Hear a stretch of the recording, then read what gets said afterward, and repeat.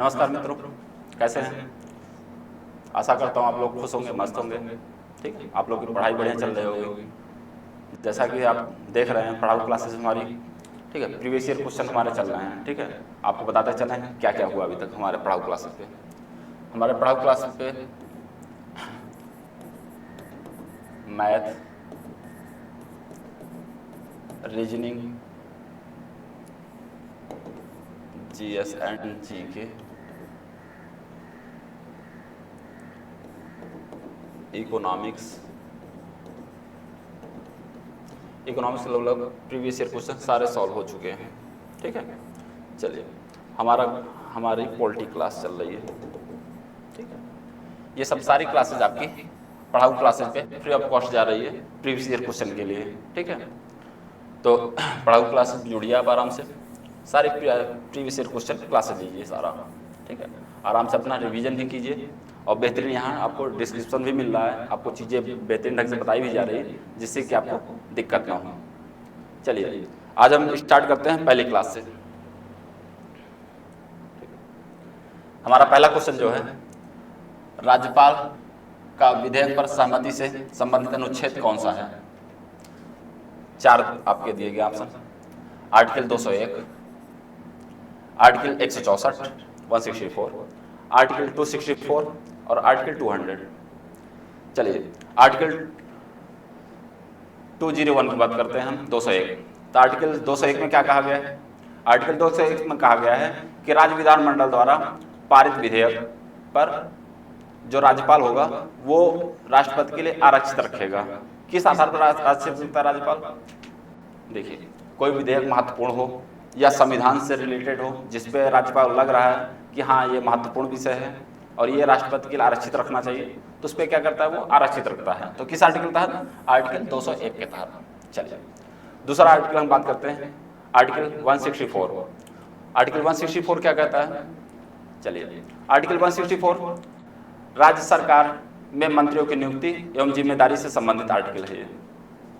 Article 164। Article 264, article 264 किससे संबंधित है?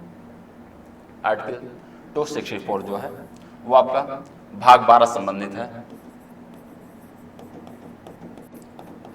भाग 12 संबंधित है। भाग 12 में 3 शब्दों की चर्चा की गई है। चलिए हम उन 3 शब्दों की आपसे बात करते हैं। आर्टिकल भाग 12 में आपका बताया गया है कि वित्त, संपत्ति और अनुबंध से संबंधित जो भी विषय होंगे वो भाग 12 में आते हैं। ठीक है, आप जानते होंगे कि मूल अधिकार में जो संपत्ति का अधिकार था उसको इसी भाग 12 में ही आर्टिकल 301 के ए में ट्रांसफर कर दिया गया। आगे चलिए अब लास्ट आपका बचता है ऑप्शन आर्टिकल 200। तो हमारा ऑप्शन आर्टिकल 200 है। आर्टिकल 200 में क्या है? इसमें राज्यपाल को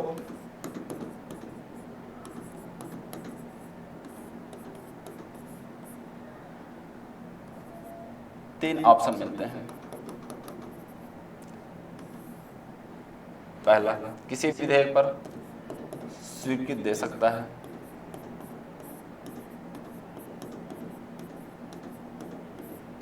दूसरा आपका होता है अस्वीकृत या राष्ट्रपति के लिए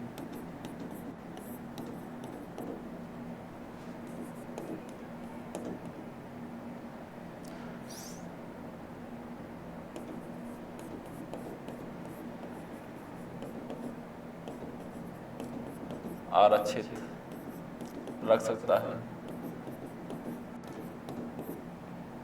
और तीसरा ऑप्शन है पुनः विधानमंडल को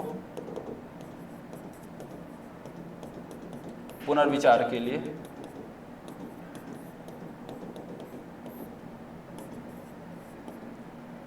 भेज सकता है, जिसे हम सिंपल भाषा में क्या कहते हैं, लौटा सकता है दोबारा, कि आप इस पे फिर से मंथन कीजिए। तो इसी में अभी क्या है, रिसेंटली में ये आपका बहुत अभी चर्चा में भी सब्जेक्ट रहा है।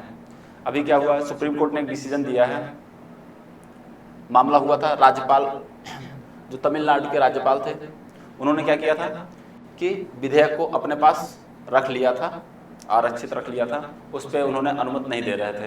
तो उसके लिए क्या किया, तमिलनाडु सरकार वहाँ पहुंची आपकी सुप्रीम कोर्ट। सुप्रीम कोर्ट ने डिसीजन दिया कि इसमें आप जो स्वीकृति दे सकते हैं उसके लिए आपके पास टाइम क्या रहेगा, 3 मंथ का। 3 मंथ में आपको स्वीकृति देना ही है। अगर अस्वीकृत करना है, राष्ट्रपति के लिए आरक्षित रखना है, तो उसके लिए भी क्या करेंगे, 3 मंथ के लिए आपको उस पर देना ही देना है स्वीकृति। और तीसरा ऑप्शन है, अगर पुनर्विचार के लिए भेजते हैं तो जो पुनर्विचार के लिए दोबारा आएगा विधेयक, उसको 1 महीने के अंदर आपको उसको स्वीकृति देना ही पड़ेगा। जब स्वीकृत होगा तो क्या होगा, स्वीकृत होने के बाद वो विधेयक आपका कानून का रूप धारण कर लेता है। ठीक है, चलिए हम नेक्स्ट क्वेश्चन की बात करते हैं।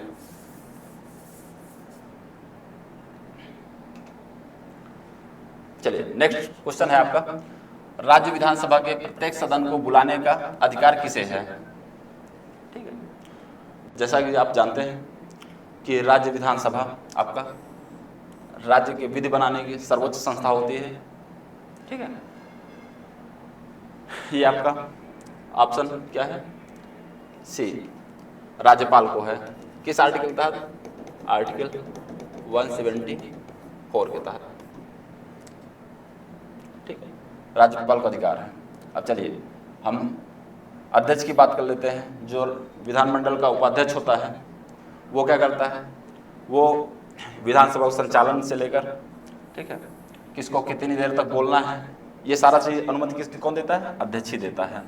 कभी कोई विधेयक पर अगर टाई हो जाए तो उसके लिए लास्ट जो होगा वोटिंग किसका होता है, अध्यक्ष का ही इंपॉर्टेंट माना जाता है।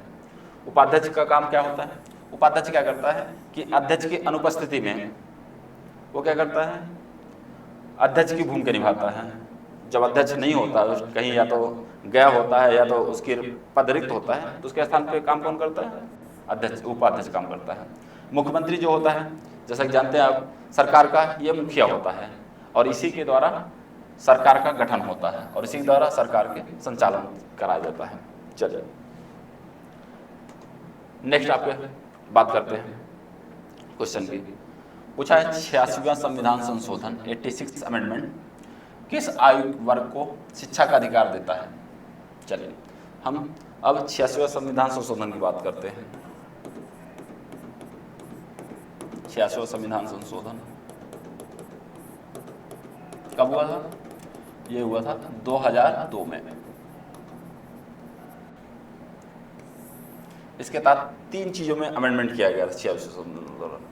एक आपका फंडामेंटल राइट में, जिसे हम मूल अधिकार बोलते हैं, एक आपका फंडामेंटल ड्यूटीज जिसे हम बोलते हैं मूल कर्तव्य, और तीसरा आपका होता है डीपीएसपी जिसे हम नीति निर्देशक तत्व बोलते हैं। ठीक है, अब फंडामेंटल राइट में क्या किया गया था, फंडामेंटल आर्टिकल 21A जोड़ा गया, जिसमें क्या कहा गया, इसमें कहा गया कि आर्टिकल 21A के तहत कि 6 से लेकर 14 वर्ष तक बच्चों को मुफ्त शिक्षा एवं अनिवार्य शिक्षा राज्य प्रदान करेगा, आर्टिकल 21 कहता है। चलिए फंडामेंटल ड्यूटीज में क्या कहिएगा, 11वां फंडामेंटल ड्यूटीज जोड़ा गया। 11वां क्या कहा गया, 11वां कहा गया कि जो मौलिक कर्तव्य नंबर 11 है वो जोड़ा गया। कुल मिला के कहने का मतलब ये है। ठीक है, चलिए इसमें क्या कहा गया कि अभिभावक या माता पिता 6 से 14 वर्ष तक बच्चों को शिक्षा का अवसर प्रदान करेंगे। ये आर्टिकल डीपीएसपी में कहा गया, फंडामेंटल ड्यूटीज में कहा गया। अब डीपीएसपी में क्या कहा गया, डीपीएसपी मोस्टली संशोधन किया गया। किस आर्टिकल में, आर्टिकल 45 में संशोधन किया गया। पहले इसमें डीपीएसपी में क्या था, इसमें था कि 6 से लेकर 14 वर्ष तक बच्चों को शिक्षा देने का अधिकार की बात की गई थी, लेकिन इसमें क्या किया गया, 86 संशोधन द्वारा 86 अमेंडमेंट द्वारा इसमें बोला गया कि 0 से 6 वर्ष तक बच्चों को, कितने से, 0 से 6 वर्ष तक बच्चों को शिक्षा का अधिकार और उनकी देखरेख का जिम्मेदारी किसकी होगी, सरकार की होगी, राज्य की होगी। ठीक है, चलिए अब इसके बारे में चर्चा करते हैं। फंडामेंटल राइट क्या है, फंडामेंटल राइट किस भाग में है? फंडामेंटल राइट की बात करें तो आपका भाग 3 में है। किस आर्टिकल के आर्टिकल तक? आर्टिकल 12 से लेकर 35 तक है आपका। फंडामेंटल ड्यूटीज का किस भाग में है? भाग 4 में। 4 के ए या जिसे का बोलते हैं, ठीक है। डीपीएसपी भाग 4 में है, आर्टिकल 36 से लेकर 51 तक, ठीक है। चलिए अब हम क्वेश्चन पे आते हैं। क्वेश्चन क्या बोल रहा है? 86वें संविधान संशोधन द्वारा किस आयु वर्ग को शिक्षा का अधिकार देता है? तो किस वर्ग की बात करते हैं? तो जैसा कि इसमें दिख रहा है 5 से 11 वर्ष है, 0 से 6 वर्ष तो है नहीं, तो इसमें एक ही ऑप्शन बचता है आपका 6 से 14 वर्ष, ऑप्शन बी राइट आंसर, ठीक है। चलिए नेक्स्ट क्वेश्चन की बात करते हैं। भारतीय संविधान अनुच्छेद 41 किससे संबंधित है? चलिए आर्टिकल 41 किससे संबंधित है? तो चलिए पहला ऑप्शन दिया है right to work, education and public assistance, मतलब काम, शिक्षा और सार्वजनिक सहायता पाने का अधिकार। किस आर्टिकल में है? तो आपका आर्टिकल 41 में ही है। पहला ऑप्शन जो है आर्टिकल 41 में ही है। दूसरा बी ऑप्शन है यूनिफॉर्म सिविल कोड, समान नागरिक संहिता, ये किस आर्टिकल में है? आर्टिकल 44 में है, ठीक है। अभी रिसेंटली में एक राज्य ने इसको लागू भी किया है, समान नागरिक संहिता। कमेंट सेक्शन में अगर आपका करंट अफेयर तैयार है या तो आप पढ़ रहे हैं तो आप मुझे बिल्कुल इन्फॉर्म कीजिए कि हाँ आर्टिकल 44 कौन सा वो है। चलिए मैं बता देता हूँ, ठीक। स्वतंत्रता के पहले आपका पुर्तगाली द्वारा गोवा में लागू किया गया था, लेकिन स्वतंत्रता के बाद जो है अभी लागू होने वाला उत्तराखंड पहला राज्य है, ठीक है। चलिए सी ऑप्शन है लिविंग वेज, ठीक है, जीवन निर्वाह वेतन, आपका सी ऑप्शन है। जीवन निर्वाह वेतन किस आर्टिकल में है? तो आपका जीवन निर्वाह वेतन आपका आर्टिकल 43 में है। और डी ऑप्शन है उचित एवं मानवीय कार्य स्थितियां, ठीक है। किस आर्टिकल में है उचित एवं मानवीय कार्य स्थितियां? यह आर्टिकल 42 में है।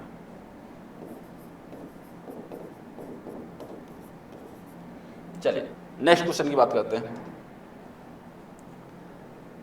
माता पिता को यह मूल कर्तव्य है कि वे अपने बच्चों को आयु तक शिक्षा का अवसर प्रदान करें। तो जैसा कि आप जानते हैं मैंने 86 अमेंडमेंट 86वां संविधान संशोधन कब हुआ था? जल्दी से बताइए कमेंट सेक्शन में, कब हुआ था? 2002 में। तो मैंने इसके साथ 3 चीज़ों में संशोधन की बात की गई थी, फंडामेंटल राइट में, फंडामेंटल ड्यूटीज में और डीपीएसपी में। मैंने इसके बारे में सारी चर्चाएं पहले भी कर चुका, ठीक है। मैंने बता दिया था कि हाँ किसमें क्या कौन सा किया गया था। फंडामेंटल राइट की बात करें तो आर्टिकल 21 का ए जोड़ा गया। फंडामेंटल ड्यूटीज की बात करें तो इसमें 11वां मूल कर्तव्य जोड़ा गया।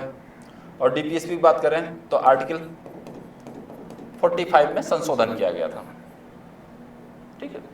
तो चलिए तो इसमें फंडामेंटल ड्यूटी की बात कर रहा है तो इसमें ऑप्शन देखिए 6 से 14 वर्ष की बात की गई है। जो अभिभावक या माता पिता होंगे वो क्या करेंगे? बच्चों को शिक्षा प्रदान करेंगे। तो इसमें आपका ऑप्शन कौन सा है? सी ऑप्शन सही है। चलिए नेक्स्ट क्वेश्चन की बात करते हैं। भारत के राष्ट्रपति की न्यायिक शक्तियों के संबंध में निम्नलिखित में से कौन सा युग्म गलत है? क्वेश्चन आप पेपर में ध्यान से पढ़िएगा, क्योंकि कई बार होता है कि बच्चे ध्यान नहीं देते, गलत पूछ रहा है या सही पूछ रहा है, वो क्या करते हैं तुरंत जल्दीबाजी में क्या करते हैं? टिक मार देते हैं। इसलिए क्वेश्चन ध्यान से पढ़िएगा। क्वेश्चन ध्यान से पढ़ने पर आपके क्वेश्चन क्या होते हैं कि जो नहीं आते हुए क्वेश्चन भी होते हैं, कई बार आपके माइंड में जो आपके कॉन्शियस माइंड में होते हैं वो आपको क्लिक कर जाते हैं। और वो क्या होता है कि आपको क्वेश्चन आते हुए भी चीज़ें गलत ना होने की वजह सही हो जाते हैं। उससे क्या होता है कि आप मार्क्स बढ़ जाता है, आप सिलेक्शन के करीब पहुँच जाते हैं। इसलिए हमेशा ध्यान रखिएगा जब आप एग्जाम दें तो सीरियस हो गए और चीज़ें बढ़िया बेहतरीन ढंग से अपनी चीज़ों को पढ़िए, ध्यान से चीज़ें करिए, चीज़ों को क्वेश्चन हमेशा ध्यान से पढ़ना चाहिए, इसलिए बोला जाता है। चलिए हम बात करते हैं भारत के राष्ट्रपति की न्यायिक शक्तियों। ठीक है, जैसा कि जानते हैं भारत का राष्ट्रपति क्या होता है, देश का सर्वोच्च नागरिक होता है। ठीक है, तीनों सेनाओं का प्रमुख होता है। ठीक है, तीनों सेनाओं का प्रमुख किस में होता है, आर्टिकल 53 में। ठीक है, इसको शक्तियां प्राप्त हैं। चलिए इसकी जब शक्तियों की बात करें तो इसमें कौन कौन शक्ति आती हैं, एक कार्यकारी आती है, विधायी शक्ति होती है, विधेयक पर जो सहमति देता है, न्यायिक शक्ति होती है, न्यायिक शक्ति जैसे दंड से वो करना, बचाव करना, इन सब चीज़ों को न्यायिक शक्तियों में जोड़ा जाता है। ठीक है, और सैन्य शक्ति प्राप्त है, और कुछ विवेकाधीन शक्तियां भी प्राप्त हैं। विवेकाधीन शक्ति जैसे सरकार के गठन के समय सर्वोच्च जो बहुमत दल का नेता होता है उसे बुलाकर सरकार गठित करने का, जो उसे लगे कि हाँ ये दल अगर बहुमत प्राप्त है, उसको बुलाकर सरकार गठन का आगे जारी करता है वो, तो ये आपका विवेकाधीन शक्तियाँ होती है उसके पास। चलिए तो इसमें हम बात करते हैं ए ऑप्शन की, दंड के एक रूप को हल्के रूप में बदलना। बिल्कुल ये राष्ट्रपति आपका बिल्कुल कर सकता है, सही है, बिल्कुल सही है। ठीक है, विशेष परिस्थितियों में हल्की सजा, बिल्कुल ये भी सही है, क्योंकि कई बार होता है कि जैसे महिला सजा पाई है और प्रसूति उससे है आपके गर्भावस्था में स्थित है उसकी। ठीक है, तो उसमें क्या होता है कि उसकी परिस्थितियाँ सजा हल्की कर दी जाती है, जिससे कि उसको बहुत ज़्यादा दिक्कत ना हो, इसलिए की जाती है। और तीसरा हो गया आपका राहत सजा की प्रकृति बदले बिना उसकी अवधि को घटाना।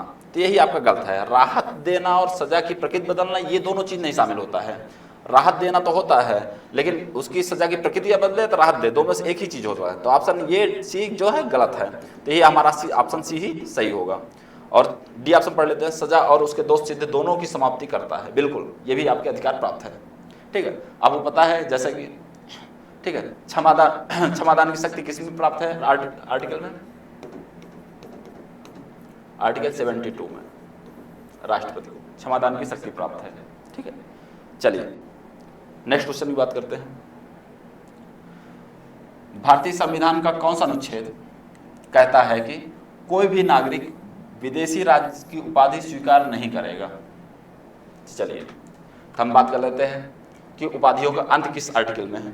जैसा कि जानते हैं जो उपाधियों का अंत होता है वो संविधान के भाग 3 में आता है। ठीक है, किसके तहत, फंडामेंटल राइट के तहत। ठीक है, फंडामेंटल राइट में भी समानता का अधिकार,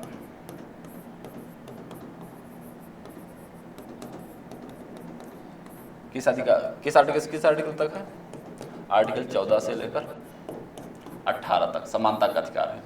इसी के तहत क्या आता है, आर्टिकल 18 में उपाधियों का अंत, उपाधियों के अंत की बात की गई है। जैसा कि जानते हैं आज़ादी की बात, क्या आज़ादी से पहले ही जब हम इतिहास पढ़ते हैं तो इतिहास में क्या होता था कि राजा महाराज धीराज की उपाधि धारण करते थे। ठीक है, महाछत्रांक की उपाधि धारण करते थे, इस तरीके से कई उपाधियां धारण करते थे। तो सबको, जैसे हमारा समाज विविधताओं से भरा पड़ा है, तो जैसे जानते हैं कि हमारे यहाँ दलित समाज भी होते हैं, उच्च वर्ग भी होते हैं। तो क्या होता था कि जो छोटे तबके के होते हैं, जो दलित होते हैं, जो गरीब होते थे, उनको उपाधि धारण करने का कोई अधिकार नहीं था। तो हमारे देश में, हमारे समाज में समानता लाने के लिए क्या किया गया सरकार द्वारा, ठीक है, ये आर्टिकल 18 जोड़ा गया कि जो कि सबको समान करता है। ठीक है, अब चलिए आर्टिकल 18 की बात कर लेते हैं। आर्टिकल 18(1) के क्या कहता है, पहले आर्टिकल 18(1) कहता है कि सैन्य और शैक्षणिक जो उपाधियां होती उसको छोड़कर बाकी कोई भी उपाधि धारण नहीं कर सकता है। तो आर्टिकल 18(1) है, तो इसमें क्या गया, विदेशी राज्य की उपाधि धारण करने की बात की गई है। तो आपका आर्टिकल 1 खत्म हो जाता है यहीं पे। चलिए अब आर्टिकल 18(2) क्या कहता है, आर्टिकल 18(2) कहता है कि भारतीय नागरिक को विदेशी राज्य की उपाधि स्वीकार नहीं करेगा कोई भी विदेशी नागरिक। बिल्कुल यही ऑप्शन आपका सही है। ठीक है, ऑप्शन यहाँ सही कर लीजिएगा, A, B, C and D। ठीक है, तो आर्टिकल आपका 18(2) ही है, इसके लिए ऑप्शन सही है। ठीक है, अब चलिए इनकी भी चर्चा कर लेते हैं। चर्चा इसलिए जरूरी है कि हो सकता है कि आर्टिकल 18(2) से पूछा है, कल को 18(3) से पूछ ले या 4 से पूछ ले, 18(1) से पूछ ले, तो इसके बारे में भी हम चर्चा करते हैं। चलिए 18(3) क्या कहता है? आर्टिकल 18(3) कहता है कि राज्य के अधीन लाभ या विश्वास पर कोई भी पद धारण कर रखा है कोई भी व्यक्ति, ठीक है, तो वो क्या करेगा, वो कोई भी उपाधि, विदेशी उपाधि स्वीकार नहीं करेगा जो लाभ के पद धारण कर रखा है। तो आर्टिकल 3 ये कहता है। आर्टिकल 4 क्या कहता है? भारतीय के साथ साथ विदेशी भी बात करता है, ठीक है, कि कोई भी विदेशी भी अगर नागरिक हो तो वो भी उपाधि धारण नहीं कर सकता है बिना राष्ट्रपति के अनुमति के बिना, ठीक है। तो ये हो गया आपका आर्टिकल 18 के बारे में हमने चर्चा कर दी। चलिए नेक्स्ट ऑप्शन देखते हैं हम। संविधान की प्रस्तावना में 42वें संविधान संशोधन द्वारा निम्नलिखित में से कौन शब्द जोड़ा गया? प्रस्तावना की बात कर रहा है और 42वां संविधान संशोधन की बात कर रहा है। तो चलिए हम प्रस्तावना की बात कर लेते हैं। प्रस्तावना कहाँ से आया, क्या है, इसके बारे में चर्चा करते हैं। प्रस्तावना जैसा कि जानते हैं संविधान सभा का गठन 1946 में किया गया था कैबिनेट मिशन के आने पर, ठीक है। इसी में जब 13 दिसंबर 1946 में उद्देशिका प्रस्ताव प्रस्तुत किया गया। किसके द्वारा प्रस्तुत किया गया? पंडित जवाहरलाल नेहरू द्वारा 13 दिसंबर को प्रस्तुत किया गया, ठीक है। चलिए तो यही से जो उद्देशिका प्रस्तुत किया गया यही आगे चलकर हमारा क्या हुआ, प्रस्तावना बना हमारा। और ये कब पारित हुआ? 22 जनवरी 1947 में ये संविधान सभा द्वारा पारित कर दिया गया, ठीक है। तो आपको प्रस्तावना के बारे में बता दिया। अब आर्टिकल हो गया ये सारा चीज। अब हम बात करते हैं 42वें संविधान संशोधन। चलिए हम नेक्स्ट पे ले लेते हैं 42वां संविधान संशोधन। अगर जिस बच्चे को मालूम हो कि 42वां संविधान संशोधन कब हुआ था तो बिल्कुल कमेंट सेक्शन में पहले भी बता सकता है। इससे क्या होगा कि लोगों में मोटिवेशन का एक वो होगा और लोग पढ़ने के लिए भी जागरूक होंगे और बढ़िया आगे भी करेंगे। तो यह होता है 1976 में होता है। इस टाइम कार्यकाल किसका होता है? तो इस टाइम कार्यकाल इंदिरा गांधी का होता है। और 42वां संविधान संशोधन को मिनी कॉन्स्टिट्यूशन भी बोला जाता है। इसको मिनी कॉन्स्टिट्यूशन भी बोला जाता है।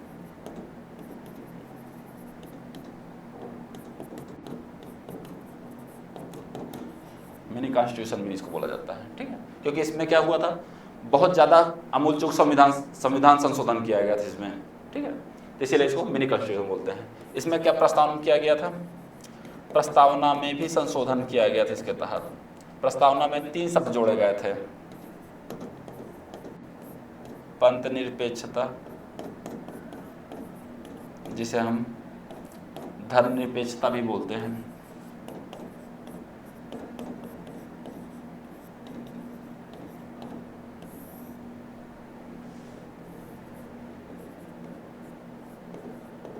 अखंडता और समाजवाद। ये हम 3 शब्द जोड़ते हैं। और आगे भी हम चर्चाएं करेंगे कि जब पहले क्या हुआ था, ठीक है, बेरुवाड़ीवाद जो था 1960 में, उसमें क्या कहा गया था, जो प्रस्तावना है वो संविधान का भाग नहीं है, सुप्रीम कोर्ट द्वारा डिसीजन दिया गया था। लेकिन वही फिर आगे चलकर केशवानंद भारती के 1973 में, ठीक, उसमें क्या हुआ, उसमें वो चीज़ें अपनी बदल देते हैं, बोलते हैं कि संविधान प्रस्तावना जो है संविधान का भाग है, जिसमें आपका संविधान संशोधन किया भी जा सकता है और आगे भी अगर कोई भी जानकारी होती है तो उसके लिए आपको प्रस्तावना को ही प्रमुख माना जाएगा, ठीक है। नेक्स्ट आपके क्वेश्चन बात करते हैं। चलिए इस तरीके से हमारा सेशन आज पहली क्लास का पूरा होता है, ठीक है। आपको बताते चलें कि अब हम देख लिए इसको। अब चलिए इसमें बात करते हैं संविधान संबंधित आपके अभी तक जो हमने पढ़ा इसमें सारे टॉपिक, उसमें क्या क्या आपका इम्पोर्टेंट है। इसमें पॉलिटी में अभी तक जो हमने क्वेश्चन किया है, तो पॉलिटी में आपके पहला नंबर आर्टिकल मोस्ट इम्पॉर्टेंट है,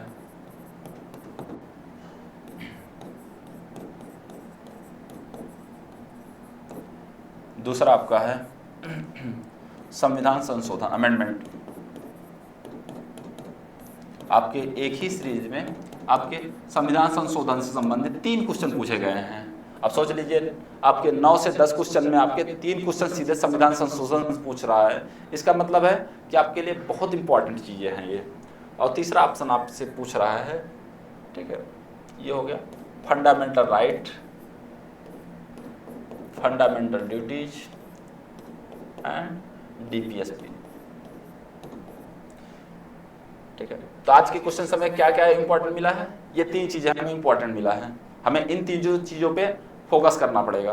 तो हम आगे भी जो क्लास करेंगे चीजें उसमें भी देखेंगे, क्वेश्चन कराएंगे, उसके बारे में भी हम चर्चाएं करेंगे इसी तरीके से। ठीक है, चलिए आज के लिए यहीं तक।